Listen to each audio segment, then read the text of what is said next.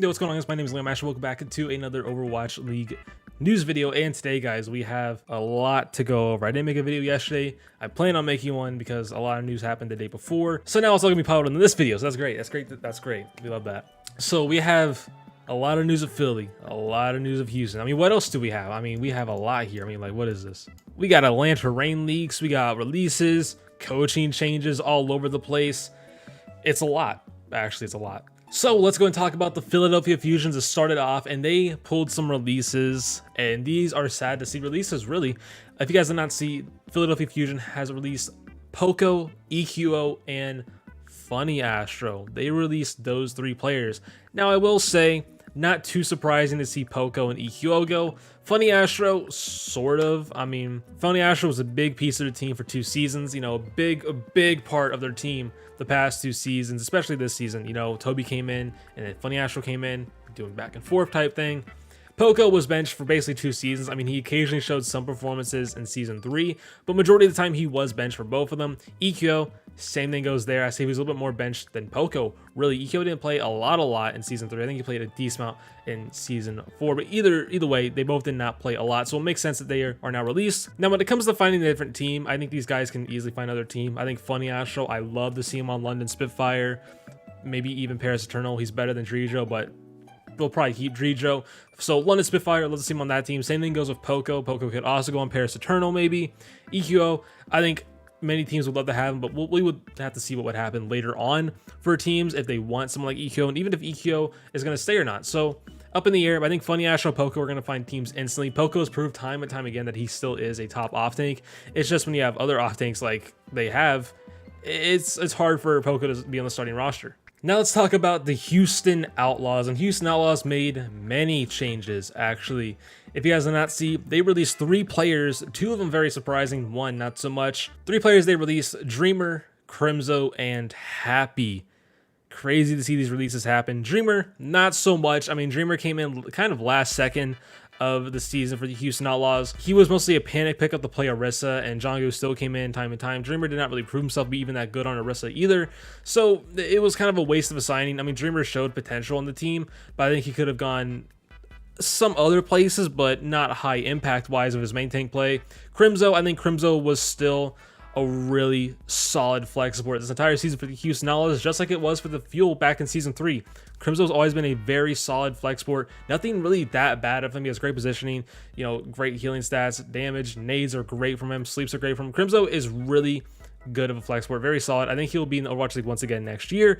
A lot of teams are rebuilding. Let's look at Vancouver Titans, Toronto Defiance, maybe Florida Mayhem will like to have him. Teams are rebuilding. I think Crimzo's going to get picked up pretty fast.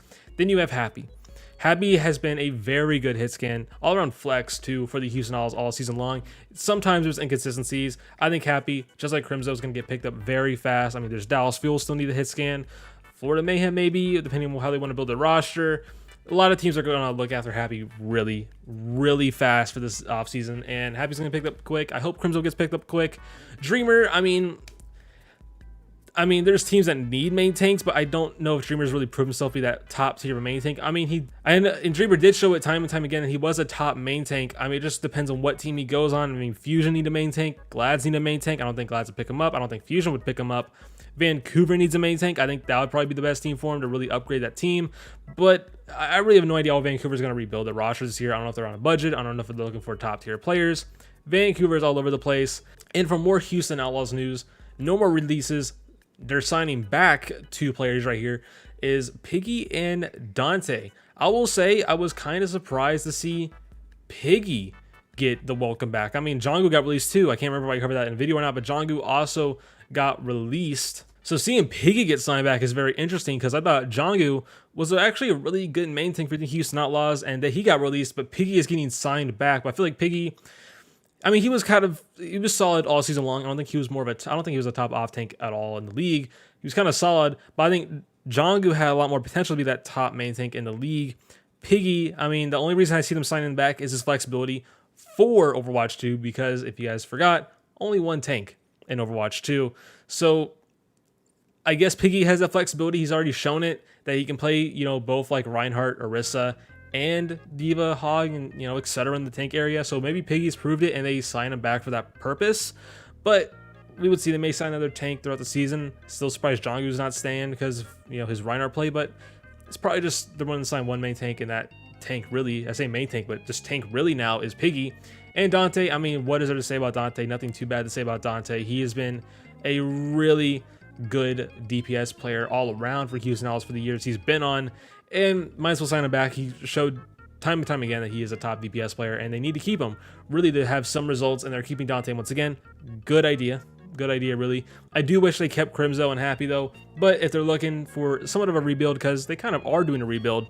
I mean, if you look at the roster right now, all they have is Danteh, Piggy, and Jake, and who even knows what Jake's going to do? I mean, he's still technically a coach. He could move down to full-on coach once again, or he stays as a player and coach.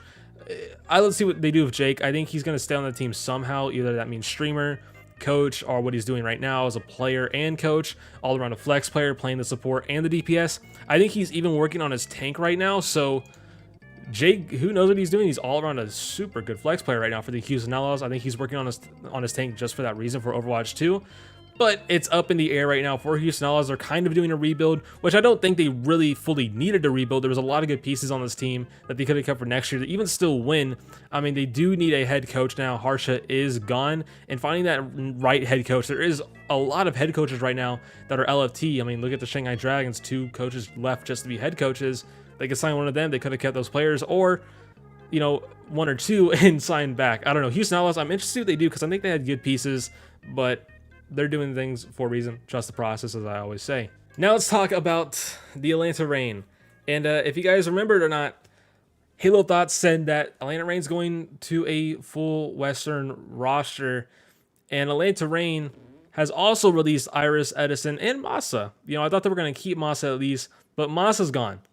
Iris, Edison, and Masaa. Big pieces of the team, I would say, especially Iris and Masaa. Edison, he's been good time and time. Sometimes inconsistencies, sometimes shows good performances. So Edison getting released, I mean, not that much of a shocker, especially if they sign more players throughout the offseason. And if you guys also remember, they are looking to trade Pelican too. So Edison and Pelican both gone. Masaa and Iris both gone as well. And I think Iris was a big part of their team this past season of his Flexport play. I mean, we saw it time and time with his BAP and his Zen play. And I feel like we knew this coming in. So Iris being released is crazy to see. I think a lot of teams are going to look at Iris really fast. Weird releases from Atlanta Reign, but they're doing a Western roster now, so I guess they have to do it. And these guys are going to get picked up pretty fast. I think Iris is going to be the first one getting picked up. Edison will get picked up. Let's see what team that would be. Maybe Houston Outlaws. They don't have Happy anymore. Masaa, I mean, hey, Paris Eternal, London Spitfire, Vancouver Titans, Toronto Defiant, Florida Mayhem. Teams would love to have Masaa right now. And let's talk more about Atlanta Reign with replacements, sort of, in the support area. And Halo Thoughts also leaked 2 players coming to the Atlanta Reign. And those 2 players are Ultraviolet and Ojee. Ojee, I think that's how you say his name correctly. I mean, I've heard Casher say it like that before. I don't know if it's OJ or OG. I'm going to go with Ojee. I mean, he's been one of the most looked at main sports the past years, past 2 or 3 years now, because he's been looking insanely good, and he's going to turn of age for the next season of the Overwatch League. So now Atlanta Reign already picked him up. He's going to be a fantastic main sport coming in for the Overwatch League next season. And Ultraviolet, and I love to see how Ultraviolet turns out right now, because I do think Ultraviolet is really good, but also Ultraviolet is making a sacrifice. I don't know if y'all knew this, but Ultraviolet is playing for Redbird Esports. And if you don't know about Redbird Esports, it is a college team, Illinois State University, and this means he is dropping college completely. He's done with classes, he's done with all that. He's dropping all that to play in the Overwatch League. But hey, if he's getting a nice, bag per se, 6 figures, maybe something high, right, to make him drop out of college real quick, to come in the Overwatch League, and then maybe go right back after his time is done in the Overwatch League, hey, go for it. But he is also making a big sacrifice, dropping out of college right now to play for the Atlanta Reign. But I could be wrong. He could just be playing on the team to play on the team and no schooling. Could be wrong. I mean, there's a lot of players that were on American Tornado, now on Redbird Esports, Illinois State University. So he's doing what he wants to do, going in the Overwatch League, playing on Atlanta Reign. Hopefully, he does well. He needs to at least play in this league for a couple years, get that bag and go back to college if he wants to do college. Ojee, great main support. Let's see what these 2 do. They're great. They're fantastic supports. But are they upgrades over what they had previously? I don't know. I think Iris could be better than Ultraviolet. Masaa and Ojee, they both have very different playstyles from what I remember watching Ojee. I mean, I love to see the differences here, but they are a good duo, so that could be a bright side of these two.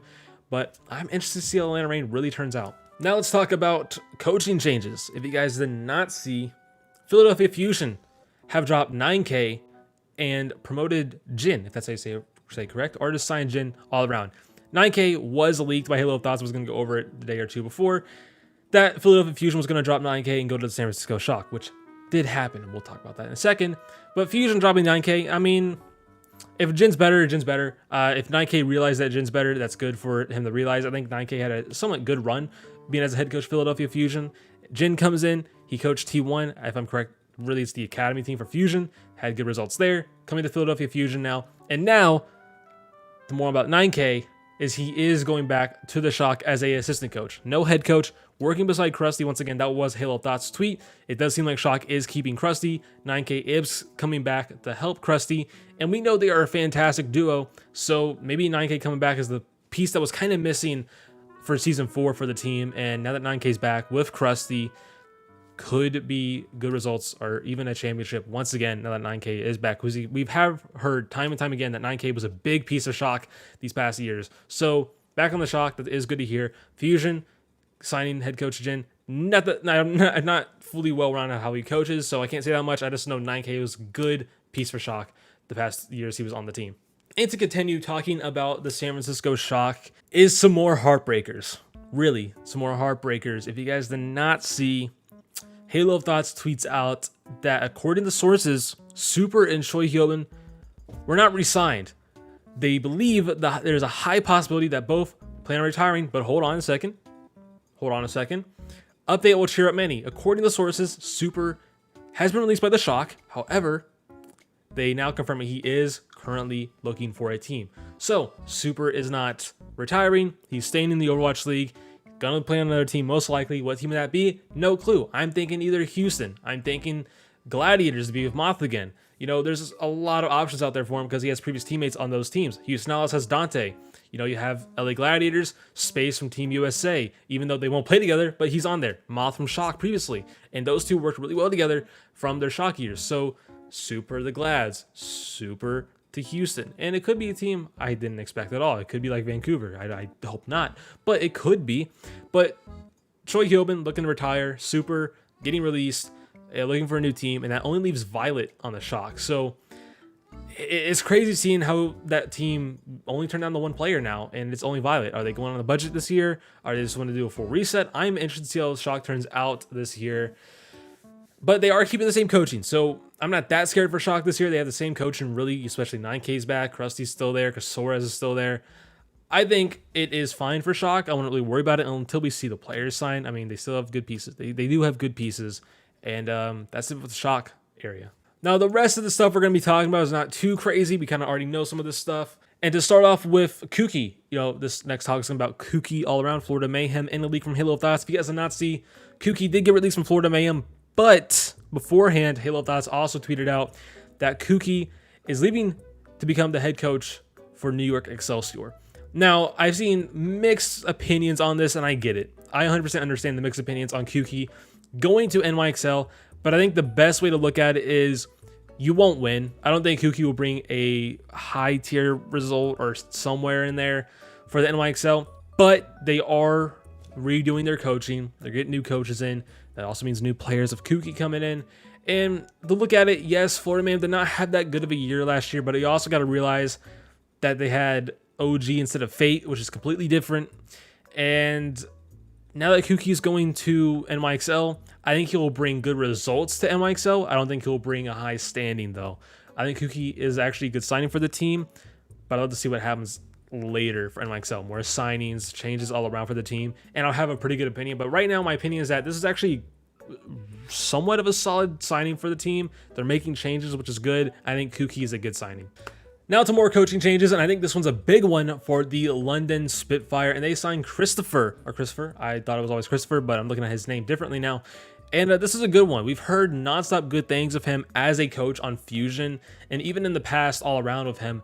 And now he's coming to the London Spitfire. I'm very excited to see what he does with the team, and especially the players he gets. I think he will definitely be looking to get Funnyastro and maybe Poko, maybe because he worked with him on Philadelphia Fusion. Same thing goes with Funnyastro and Poko. I know I kind of said it, but I think he's going to try and get those guys and bring them to London Spitfire. Maybe Masaa potentially, and maybe the people who release from Ferris Eternal. I think he can make London a very nasty team, especially the coaches he can get beside him. I think this is a great signing, and I'm actually excited to see what London's future is now that he's the head coach and the options he has to pick up too. And something that is very sad to see is another legend retires, boys. We lost Birdring not too long ago, and now we're losing Gesture. Gesture has retired. It sucks to see. You know, a lot of players have retired to become coaches, but Gesture's retiring. It really sucks to see. You know, we're losing another legend. Yes, he hasn't been good the past 2 years, but Gesture's still Gesture. It's still Gesture. You know, he's a big name all around the Overwatch community, professional Overwatch all around. Gesture leaving, retiring, it sucks to see. He was a great main tank in the early years. I'm talking on season 1, 2, but he still wasn't consistent those years. Just don't bring it up. And 3 and 4, it kind of went downhill from there. But he's still a big name, especially in his past before Overwatch League and even season 1 London Spitfire. He's still there. He's still got it. And he's retiring. Nothing has been said from what I remember in the post that he is going to look into coaching. He may come back though. I think he does want to come back at some point, but right now he's retiring, taking a break. And to go over the last thing, we already know about this because I talked about it in the leak, so I'm going to go over it pretty quick. The Vancouver Titans rebuilding. That's it. Everyone's released. They're all gone. Good. Good. I mean, hey, what else do I need to say? They need to rebuild. They have a lot of pieces, but how are they going to build the roster this year? I'm so confused on how they're building. Are they actually wanting to care this next season? Are they going on a budget again? Vancouver is just, it's so weird. It's up in the air. I don't know. They were a joke all this year, you know, with their bingo board. I mean, hey, it made it hype. You know, when they got breadsticks, that was the only thing they had at their team this year. I mean, if they keep it going the next couple, years, I think that's a good format for them to create hype around games. Be nice to switch it up here and there, but also show that you care this next season. Get some really good players. Do I think they could have kept some of these players? Yes, but a rebuild is a rebuild. Release everyone. I think they could have kept Teru, maybe Fry, but that was it. I mean, no one else here really. I mean, Rolf, he hasn't been good at all since he's joined the league. Linkster's been falling off. Dalton, I had high expectations from Dalton, has not performed yet. Maybe it's on the wrong team. Maybe he can pop off on another team. Chongsik, I think he has potential under the right team. I mean, hey, Philadelphia Fusion. Chongsik and Philadelphia Fusion, love to see how that would turn out. I mean, he played on the Academy team years ago. So, I'd love to see how that one would turn out with Chongsik on Philadelphia Fusion under the right coaching. Hey, I'm throwing it out there. I'd love to see it happen. Fire, also, I think he needs to be under the right team, but I don't see him getting signed, unfortunately.